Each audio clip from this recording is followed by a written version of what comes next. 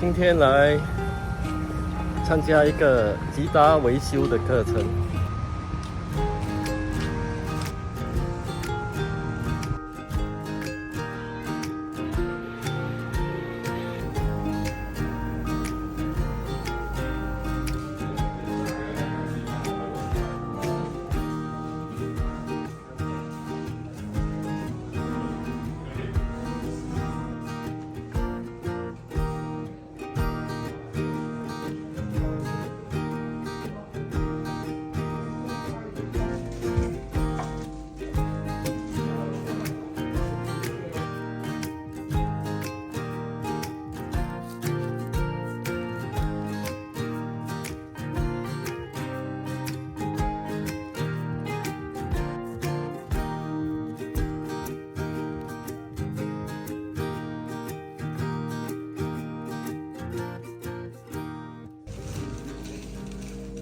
Go ahead. Okay, so starting from the top, okay, we got the headstock. Okay, this is called the headstock. This is pickguard. Okay, there's a lot of different names. Some people say it's pickguard, some people say scratch plate, right? Some people say the plastic thing. The plastic restringing is another very important part about guitar maintenance, upkeeping your guitar, right? Then proper storage, that's something very important as well.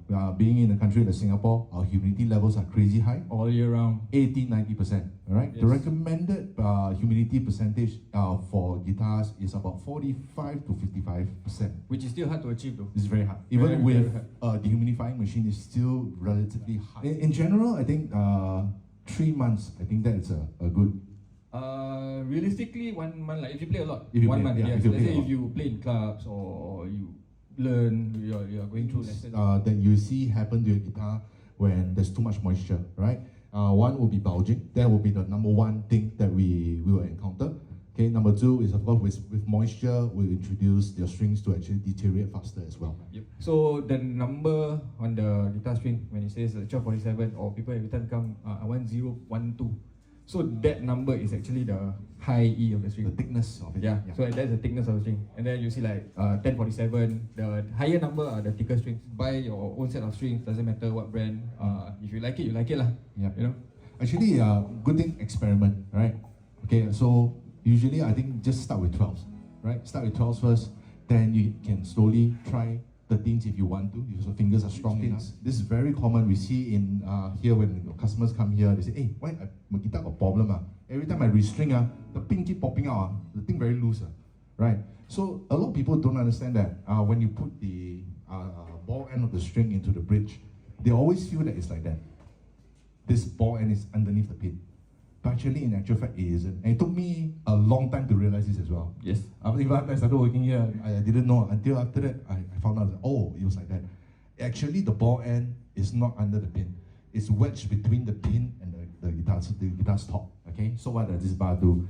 Basically, every time you put on new strings, there's tension being put from the strings to the neck, hence causing the neck to move upwards. Okay. If there's not enough tension, you will actually fall backwards. So this bar inside, this is what we call the truss rod, helps to push the neck into the other direction, okay, making it straight. So we will try to usually get the truss rod to make the neck straight. So some guitars cannot get straight because the way it's built, straight is probably not a good thing. If let's say your neck is like this bent, okay, I call it the hump. The what? The hump. The hump. Okay, I call it the hump. So if it's the hump, what's going to happen is that the frets are going, when you fret from fret 1 to 3, it's probably going to cause you buzzing sounds. Okay, you press it down, hey, how come, why the sound or buzzing on? Then when you have something like this, which is, I call it the boat. The boat? Yeah, more like a concave shape. So what's going to happen here? You're not going to get any buzz. Okay, but what's going to happen is that your 5th to 7th fret area is going to be super high. It's going to be very hard to play. So that's where the truss rod comes in. By adjusting the truss rod, I'm able to correct this into this. If it's like this, I can correct into this as well. Okay, later we'll show you guys. So I want to invite every one of you to come to the front, okay? Then Kamal is going to show you how we do maintenance. So it's good to just loosen it a little bit, then loosen the strings. So actually I have to just cut around the second fret.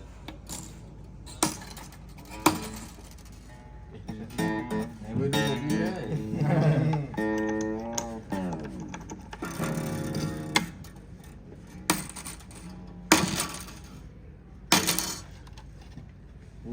this is the part where Lennon always get poked. Yeah. Mr. Shot.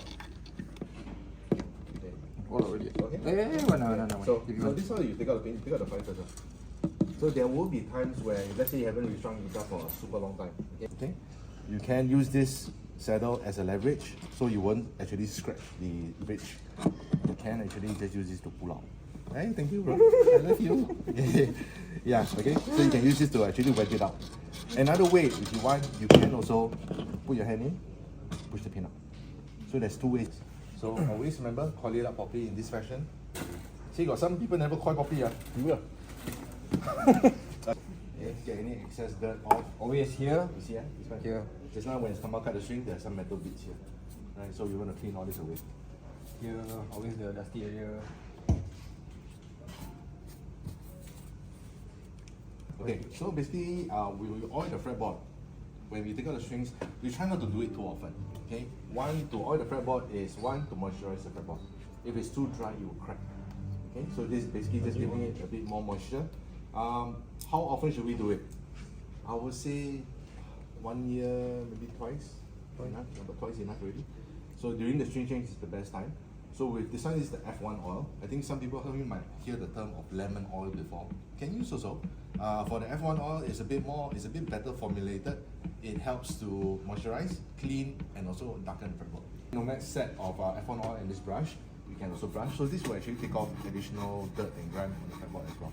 Okay, or you can do like how Kamal do with a cloth. So a bit of both, whatever you did like just now. So you can tell the difference, like you can see more grains and or you can actually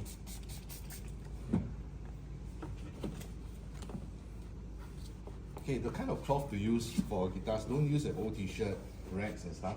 Always good to use a microfiber cloth. The same cloth you trust with your car, the cloth you can use on your guitar.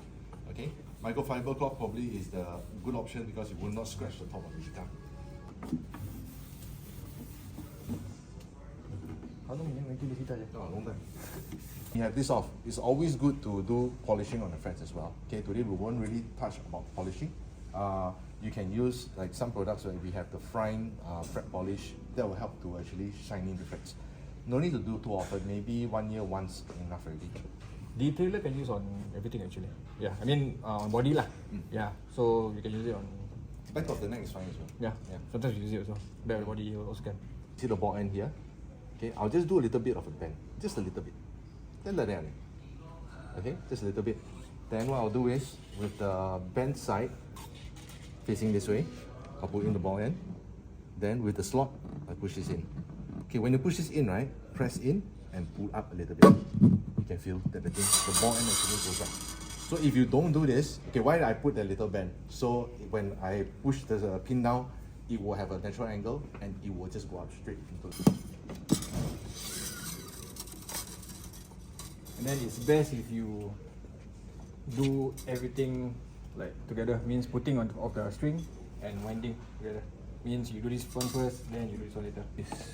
I always turn it to 45 degrees on the left one, 45 degrees on the right one. So it'll be something like this.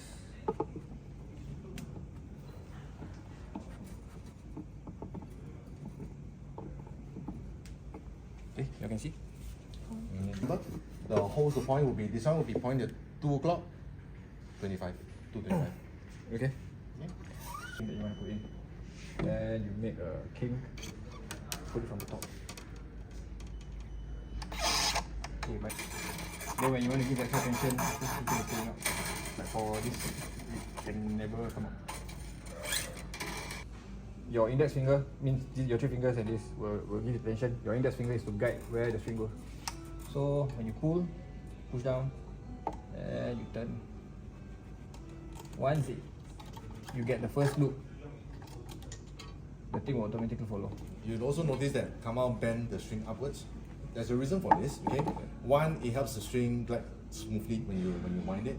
Two is you don't want to have this smacking around your headstock all the time. Eventually, this is just going to cause a lot of scratches on the headstock. Right, so usually we'll just push it up. But when you push it up, like remember I told you about safety? This. Yeah, You don't go too near. You will poke yourself. Okay, again, 2 fingers on top of the post. Make a king. Going from the top. Then just to be sure, you can pull up your guitar, make sure it's secure. Where is it? Which way Lionel? Turn? Okay. So turning wise, when if you notice that the string is always wound on the inside. Okay. Okay. It's always wound on the inside. That means the string is going from this way. It can't be going from the outside. So if you're lazy, you pro already, then you can use drill like Lionel. The lazy way. E plus and minus, tune up, stretch, then that go on for all the 6 strings. Then after that, you do another round until you find that you come to a point where the tuning is really stable already. So must you adjust the truss rod every time after we string? Okay, so usually after the stretching, then we will do truss rod. Not all the time. If you are changing different gauges of string, let's say for example you're using 12s now, then somehow or other you try, okay, I want to go try 11s. Then probably you may need to adjust it a little bit. So we need to know how to see which is which. So Kama is doing now, he is giving you more of a concave, so it's very obvious. It's okay if you can't see. Some people cannot see. When they look down and I can't see anything. I can't tell, okay? So he's adjusting to the point, it's very, very obvious. Okay. What I'm going to do is I'm going to show you one by one. Let's start from this side. If you look down the neck, okay, how are you going to look? You're going to look down this area. Can you see that it's a bit of a concave? This part. Yes, correct. Then it tends to dip over here. This is bulging a bit. You want to try? So most guitars will develop some kind of bulge, okay, which is normal. It will be bad if it's too much and you don't do anything about it. Okay. So what is going to happen when the bulge is too much and you don't do anything about it? The bridge will slightly or will start to lift at the sides here, and eventually, if you don't do anything about it, it's going to pop off. So there's a process called dehumidifying. So basically, we will loosen up all the strings, put it into one of our rooms where we got 2 or 3 dehumidifiers running. Put it there, let it dry. Sometimes we will like those minor cases where we just put in the marking room, loosen the strings, hang there. Yeah. And in 1 or 2 days, the bulge will significantly go down already. Yeah. This is a bargaining in-house loan here. Okay, so on the screen right now, we have just like what you would usually.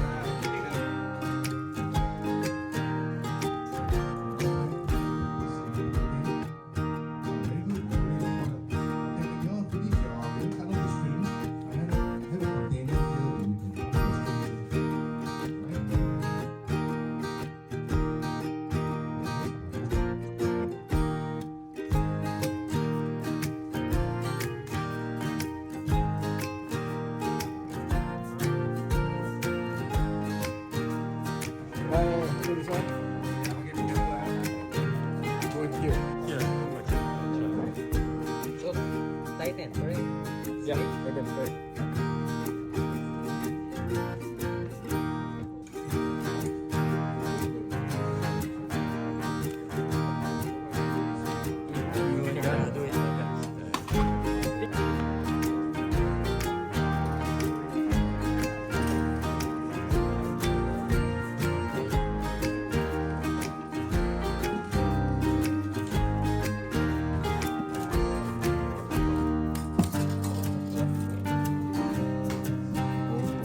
If you're not sure, sometimes always good to take a picture of the example before you start the string.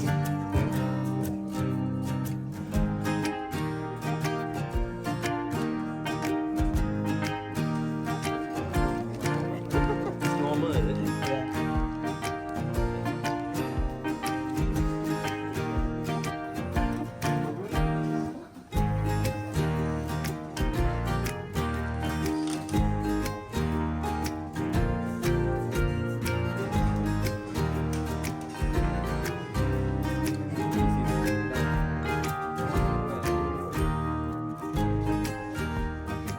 So, okay, everybody complete? All done already, So, Okay, how easy or difficult? easy or difficult?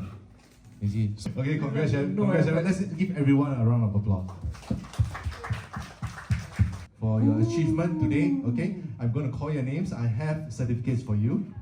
Okay, so I'm going to call one by one. Okay, so Victor Cole. Okay, we got Victor Cole. Oh, we got Kaylin. Okay, right at the end there.